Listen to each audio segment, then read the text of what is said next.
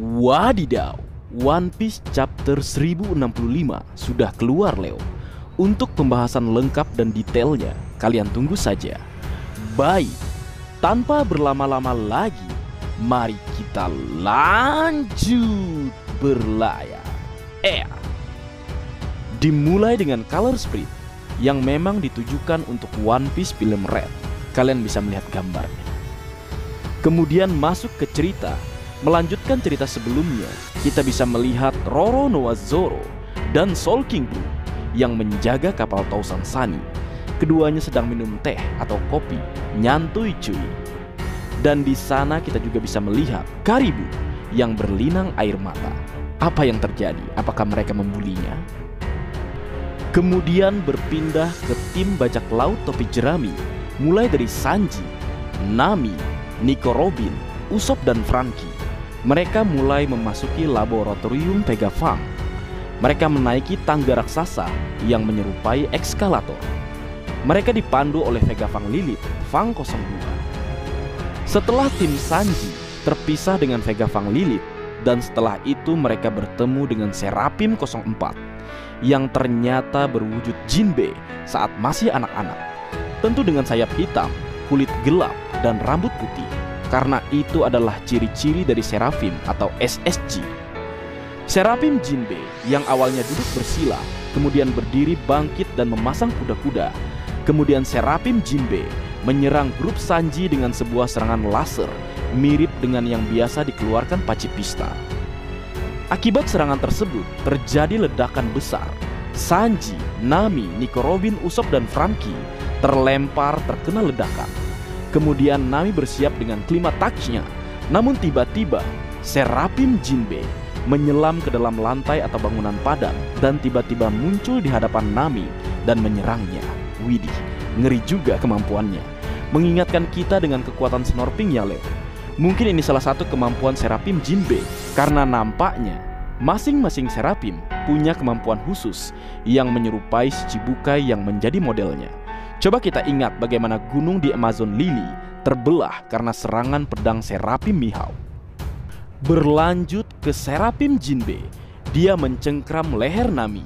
Namun dengan cepat sang pangeran Germa muncul. Yap, Sanji dengan kecepatannya mengeluarkan Diable Jambe. Kakinya terbakar dan menghantam serta mementalkan Seraphim Jinbe ke tanah.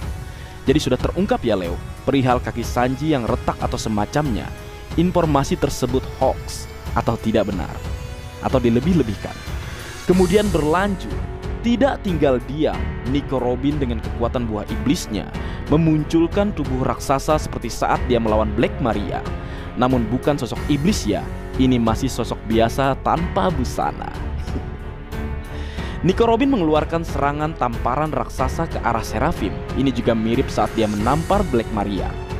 Namun Seraphim Jinbe dengan cepat kembali menyelam, seolah tempat mereka berada saat ini adalah laut. Itu nampaknya kemampuan khususnya, Leo. Kemudian dia muncul di dekat Nico Robin dan bersiap dengan kemampuan karate manusia ikannya. Dia mengambil air dan meletakkannya di telapak tangannya dan bersiap menyerang Nico Robin. Namun dengan cepat kembali God Usopp dengan ketapelnya dan tentu Pop Green-nya menyerang Seraphim Jinbe hingga terjadi ledakan besar yang asapnya berwujud tengkorak raksasa. Belum selesai sampai di situ saja, Seraphim Jinbe tiba-tiba muncul di dekat Usopp dan mencengkramnya. Sanji mencoba menolong, namun sebelum itu terjadi, Franky sudah bersiap dengan beamnya. Target terkunci dan serangan terjadi. Boom! Kemudian cerita berpindah ke tempat lain. Kemunculan Vegapunk Edison Punk 03 yang berwujud mirip rakun. Kepalanya seperti bola baseball. Dia memakai setelan yang mirip dengan atlas dan memiliki dua roket kecil di punggungnya yang dapat digunakan untuk terbang. Setelah itu, Vegapunk Lilith Punk 02 muncul di dekatnya dan terlihat kesal. Nampaknya situasi di mana Seraphim Jinbe menyerang kelompok Sanji memang dia rencanakan, Leo. Setelah itu, kita bisa melihat kemunculan Vegapunk Pythagoras Punk 04. Ini benar-benar mirip Robocon dari Ganbare seri Robocon. Desainnya sedikit lebih rumit, namun jelas nampaknya ini merupakan penghargaan dari Oda Sensei untuk robot itu, atau istilahnya terinspirasi. Dan yang terakhir, kita bisa melihat Vega Fang Yor, Fang 06. Pada mulanya terlihat seperti gadis gemuk yang suka makan, namun setelah melakukan proses pembuangan atau ke toilet, dia terlihat secara fisik seperti Lilith, namun dengan rambut panjang dan bintik-bintik di wajahnya. Dia memakai jaket putih mirip dengan Lilith, dengan tank top hitam, dan dengan celana dalam. Setelah itu dia kembali tidur dengan gelembung kantuk yang tercipta. Berpindah ke Seraphim Jinbe yang menyerang Sanji dan tim. Pertarungan mereka dihentikan oleh Vega Fang Saka, Fang 01, yang muncul di tengah-tengah pertarungan. Kemudian dia membawa Sanji dan yang lainnya ke suatu tempat. Dan setelah itu, kita bisa melihat ekspresi bahagia Franky. Diinformasikan jika Egghead Island ternyata adalah pulau masa lalu karena teknologinya mirip dengan teknologi Ancient Kingdom. Kemungkinan besar Ancient Kingdom ini adalah kerajaan yang sangat maju peradabannya, Leo. Dan saat ini itu telah lenyap, seolah mengingatkan kita dengan pulau Atlantis yang hilang. Menarik untuk ditunggu.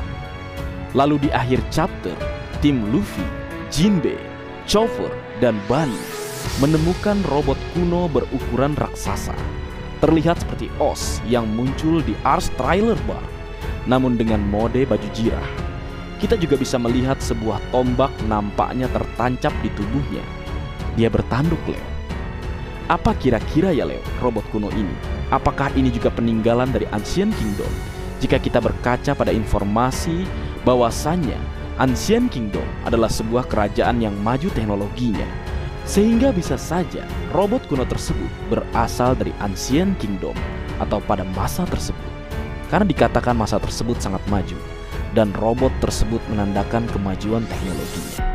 Menarik untuk ditunggu kebenaran yang akan terungkap selanjutnya. Dan momen Luffy ini juga mengingatkanku dengan momen di mana Astro Boy bertemu dengan robot kuno raksasa yang diberi nama Zog. Apakah kembali Oda Sensei memberi tribut untuk Astro Boy melalui manganya? Karena memang ars ini beberapa detailnya mengingatkan kita tentang itu. Sebelumnya, sepatu outfit masa depan juga mirip dengan sepatu ala-ala Astro Boy. Menarik bukan, Leo? Dan informasi terakhir, minggu depan tidak libur. Mantap. Baik, mungkin segitu dulu yang bisa aku bagi bersama kalian, Leo. Semoga kalian terhibur dengan apa yang aku buat dalam kesempatan kali ini. Terakhir, jika ada kesalahan dalam pengucapan atau hal yang menurut kalian kurang pas atau kurang tepat, Marga Anime memohon maaf yang sebesar-besarnya. Sekian.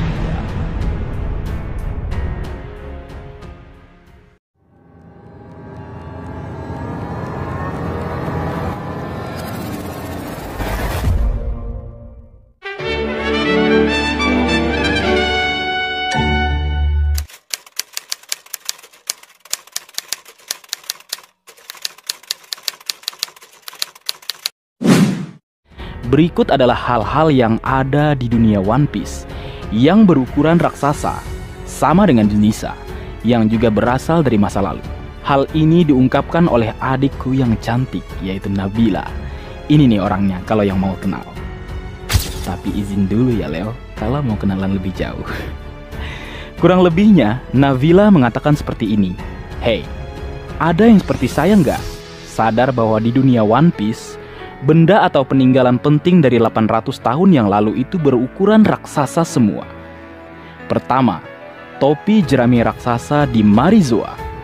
Di Marizoa terdapat sebuah topi raksasa yang disimpan dan kelihatan sangat tua. Melihat dari ukurannya, topi jerami itu pasti dipakai oleh seseorang yang sangat besar di masa itu. Yang kedua, Putri Duyung atau Poseidon. Poseidon adalah salah satu senjata kuno yang mengendalikan monster laut. Ukurannya sangat besar, bahkan bisa dibilang raksasa. Pada saat ini, Poseidon adalah Shirahoshi yang ukurannya juga sangat besar. Yang ketiga, Noah. Noah adalah kapal yang letaknya di pulau manusia ikan. Konon katanya, itu dipersiapkan untuk mengangkut seluruh penduduk Fishman Island ke daratan. Saat ini, kapal itu telah rusak parah, namun dibawa oleh Sea King, ke hutan laut Pulau Manusia Ikan. Yang keempat, Pluton. Ada kapal perang pada masa itu yang menjadi salah satu dari 3 senjata kuno. Dalam rancangan yang dilihat Franky, Pluton sepertinya kapal yang sangat besar dan berbahaya sehingga mereka terkejut saat melihatnya. Yang kelima, Poneglyph. Untuk ukuran tulisan, batu Poneglyph berukuran raksasa dan sangat besar untuk karakter One Piece pada masa ini. Meskipun telah diajarkan bagaimana pemahatan batu itu, mengapa ditulis di batu yang sangat besar? Apakah itu menandakan penulisnya berbadan tinggi atau berbadan besar? Yang keenam, Zu atau Zunisa. Gajah ini konon katanya dikutuk untuk selalu berjalan. Karena gajah ini umurnya lebih dari 800 tahun, tentu dia juga melewati abad kekosongan. Dan gajah ini luar biasa besar, mengalahkan raksasa. Fakta menariknya, gajah ini ternyata tunduk pada Kozuki Momonosuke atau mematuhi perintah atau perkataannya. Apakah Zunisa dikutuk oleh klan Kozuki di masa lalu? Menarik untuk menunggu kebenaran yang akan terungkap selanjutnya. Apakah pada zaman itu semuanya berukuran raksasa? Namun Amatsuki Toki kok enggak ya? Selain itu, ini dari aku ya Leo, tambahan juga. Jembatan raksasa yang pernah ditunjukkan saat pasukan revolusioner menjemput Nico Robin dan saat flashback perjalanan Kozuki Oden saat menjadi bagian dari bajak laut Goldie Roger. Nah, kurang lebihnya seperti itu. Jika kalian mau atau kalian tahu hal-hal yang serupa, kalian bisa menuliskannya. Atau kalian dapat mengeluarkan opini atau pendapat tentang hal-hal yang berukuran raksasa yang berasal dari masa lalu di kolom komentar agar kita bisa berdiskusi.